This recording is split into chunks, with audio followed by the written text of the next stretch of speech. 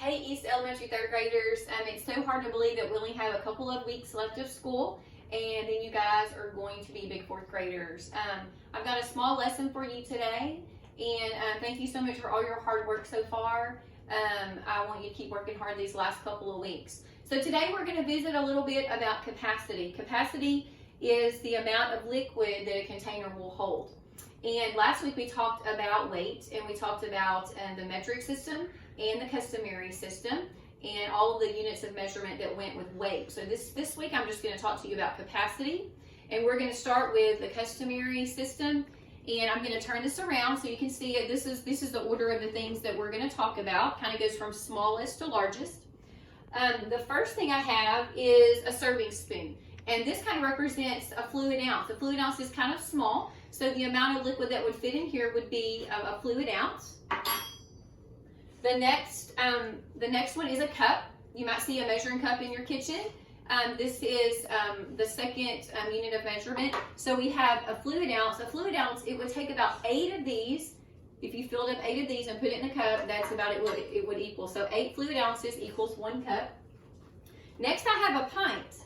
A pint is equal to 2 cups. You can kind of picture this. Two cups would fit into this 1 pint container.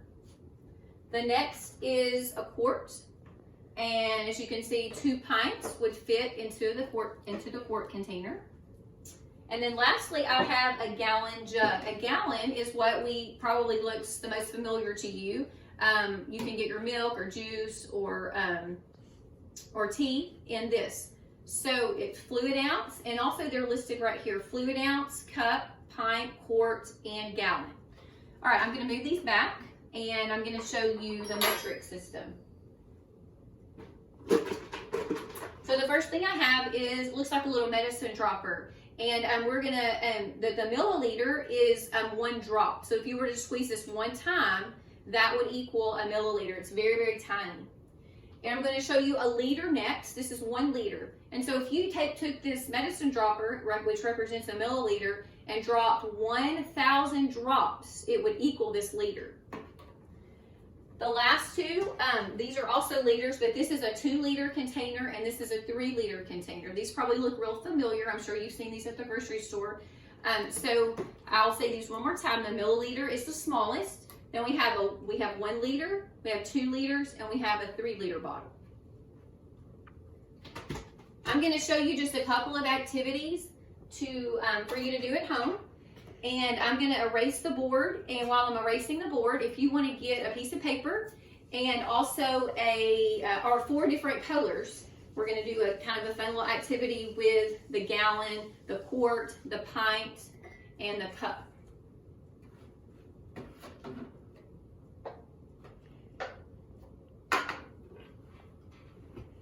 Okay, so with one of your colors, just get one of your markers, your colors, and I want you to make a really big G. So you're going to make a big G that takes up the whole board. And that's going to represent a gallon. Okay, your next color, you're going to write inside the big G, you're going to write 4 cubes. And that represents the quart. So we're going to put 4 quarts inside our 1 gallon.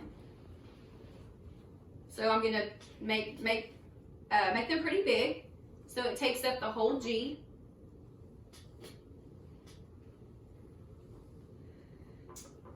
So that's what it should look like so far. Then if we're going from biggest to smallest, so the next one is a pint. And so we talked about that 2 pints fit inside each quart. So inside each quart, we're going to write 2 P's, and those stand for pints. So make them kind of as big as you can inside each quart.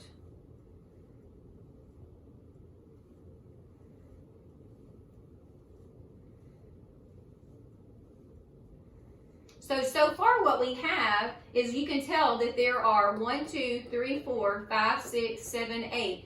There are 8 pints inside the gallon, and then there are 1, 2, 3, 4 quarts inside the 1 gallon. Then the very last one that we're going to do is inside each pint, we have 2 cups. So inside the top of the P, you're going to write 2 C's inside each one. And the C's represent cups.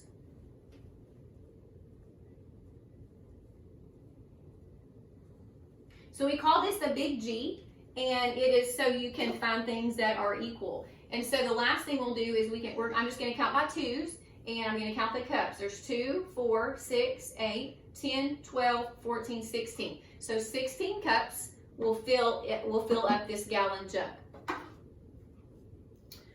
So I have one more activity for you. And the last thing we're going to do is make a gallon guy or a gallon girl. It's going to be similar to the big G. Remove this. So you can use one of your colors, and you're going to make a kind of like a rectangle in the middle of your board or in the middle of your piece of paper, and that is going to represent your gallon.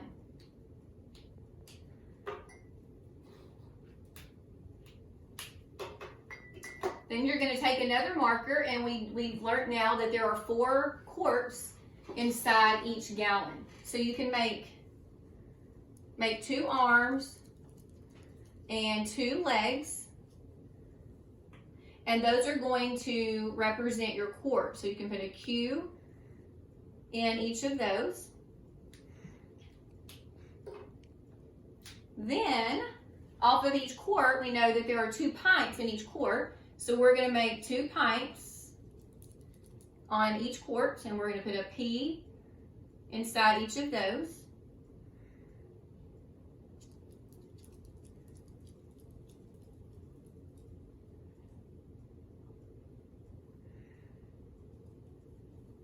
And the last one are the cups, and we know that there are 2 cups inside each pint. So I'm just going to put 2 lines off of each pint,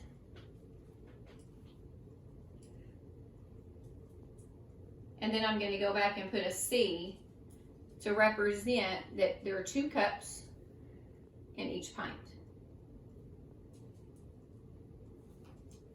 Now, if you'd like to,